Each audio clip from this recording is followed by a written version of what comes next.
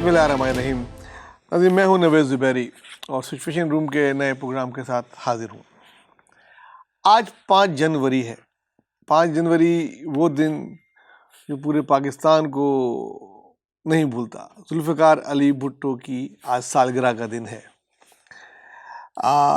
ناظرین ذوالفقار علی بھٹو کی یہ 74ویں سالگرہ ہے اور میرے خیال میں شہادت کو بھی 45 سال سے زیادہ عرصہ ہو گیا، لیکن آج بھی وہ لوگوں کے دلوں میں زندہ ہے.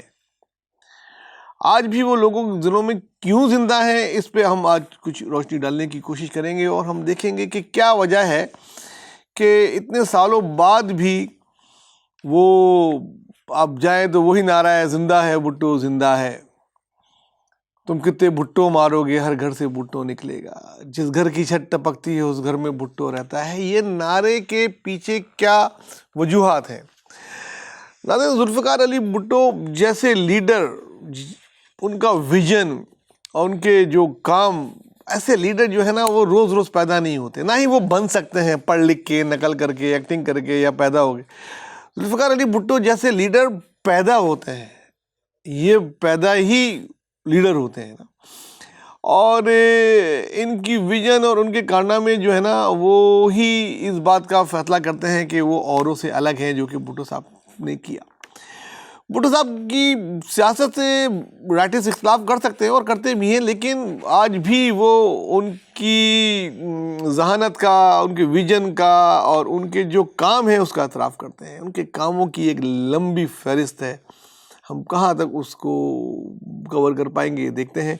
بھٹو صاحب نے جب وہ سیاست میں آئے تو اس سے پہلے ملک کے فیصلے، وزارتوں کے فیصلے، ساری چیزوں کے فیصلے محلوں میں اور بڑے لوگوں کے، بڑے چند خاندانوں کے ڈرائنگ روموں میں ہوا کرتے تھے.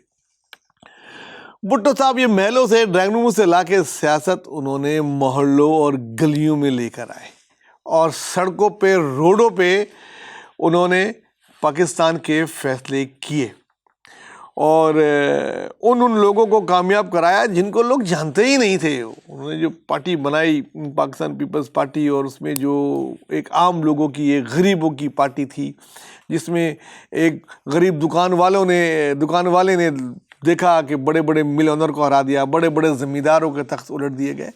اس کے پیچھے جو تھی ان کی کرسماتی شخصیت تھی جو لوگوں کو اپنے شہر میں لے لیتی تھی اور وہ ایک عام زبان میں، عام لباس میں لوگوں سے مخاطب ہوتے تھے اور لوگوں کی بات کرتے تھے، غریبوں کی بات کرتے تھے. اور انہوں نے اشرافیوں کو جو ہے نا سائڈ کر کے پاکستان کی عوام کو زبان دی، حاریوں کو زمین دی، بے گھروں کو گھر دیے. بہت ہی روزگار، اتنا روزگار، اسٹیل مل جیسے کئی ہیوی مشینری پلانٹ لگایا جہاں لاکھوں لوگوں کو روزگار دیا گیا. یہی وجہ ہے کہ لوگوں کے دلوں میں بھٹو زندہ ہے اور وہ نہیں اس سے نکلتا.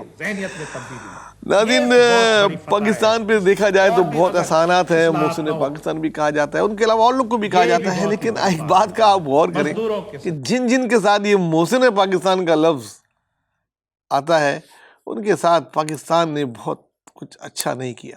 ان کے ساتھ بھی یہی ہوا، ان کو ایک جھوٹے مقدمے میں پھانسی دی گئی اور پھانسی دینے والا خود سو کال ایک جہاز حادثے میں شہید ہوا. وہ شہید ہو کے بھی گمنام ہے، یہ پھانسی چڑھ کے بھی شہید ہیں، اس کو کوئی نام لینے والا نہیں ہے. کب سالگرہ کب اس کی وہ آتی ہے، اس کے اپنے بچے نہیں مناتے اور ادھر لاکھوں آدمی ان کی برسی میں یا سالگرہ میں ہم لوگ دیکھتے ہیں اور وہ لوگ درجوگ آئے ہوئے ہوتے ہیں. ناظرین بھٹو صاحب کی اگر ہم کام کی بات کریں تو وہ ہم کرتے رہیں گے اور وہ ختم نہیں ہوں گے. 90,000 قیدیوں کو چھڑانا، 5,000 اسکوائر مائل زمین واپس لے لینا، ہاری ہوئی جنگ بھی ٹیبل پہ جیت جانا، پاکستان کا آئین دینا. ان کو ویژن دیکھیں نا، جو آج پاکستان کی اکنامی جس چیز پہ سٹینڈ کرتی ہے نا وہ ہے ہمارا زر مبادلہ جو آتا ہے. انہوں نے غریب آدمی کو پاسپورٹ دیا، ایک عام آدمی کو پاسپورٹ دیا. پہلے پاسپورٹ ملتا نہیں تھا.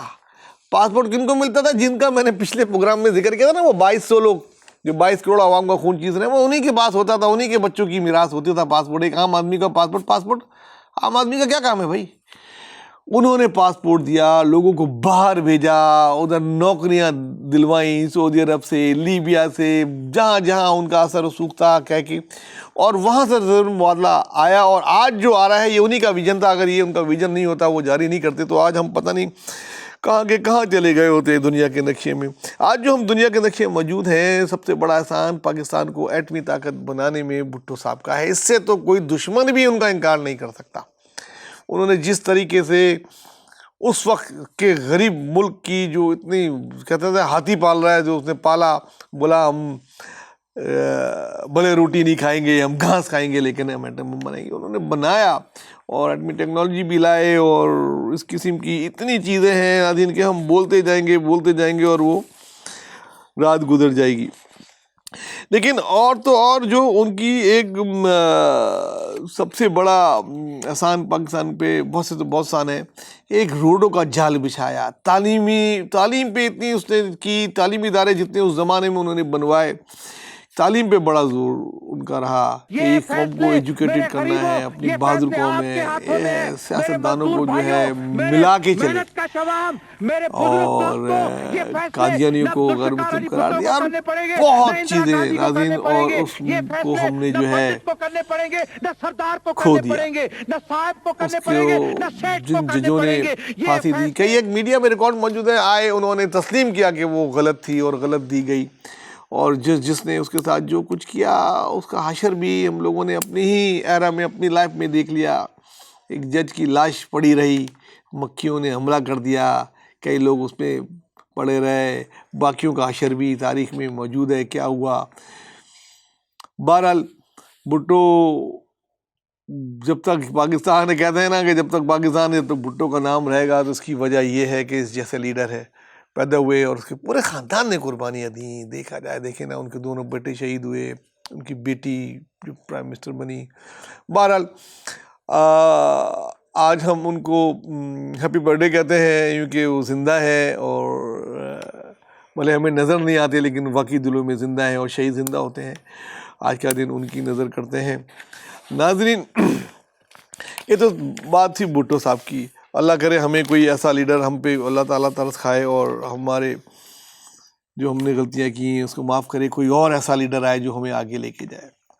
ناظرین، ابھی کی ایک بریکنگ نیوز ہے کہ ISPR میں بابر افتخار صاحب پریس کانفرنس کر رہے تھے، اور یہ جو پچھلے جب سے یہ سال شروع ہوا ہے، ایک نئے ریومرز ہیں جی، ڈیل ہو گئی نواز شریف کی ان سے، وہ آج آ رہے ہیں جی، وہ کل آ رہے ہیں جی، یہ ہو رہا ہے جی، وہ ہو رہا ہے. یہ اس کی انہوں نے تردید کی ہے، واضح طور پہ تردید کی ہے، اور بولا کہ یہ ڈیل کی باتیں کون کر رہا ہے، ایسی یہ باتیں من گھڑت ہیں، اور یہ پوچھا جائے اس کے محرکات اور شواہد کیا ہے. وہ انہوں نے سوال کیا ہے لوگوں سے کہ یہ ڈیل کیا ہے. اور دوسری جو چیز ہوئی ہے، وہ جیسے سال ختم ہوا، میں نے آپ کو بتایا کہ سال جب ختم ہو رہا تھا میرا لاسٹ پروگرام میں، کوئی اچھی امید نہیں رکھیے گا کہ اگلا سال جو ہے نا کوئی دودھ کی نہریں بہیں گی.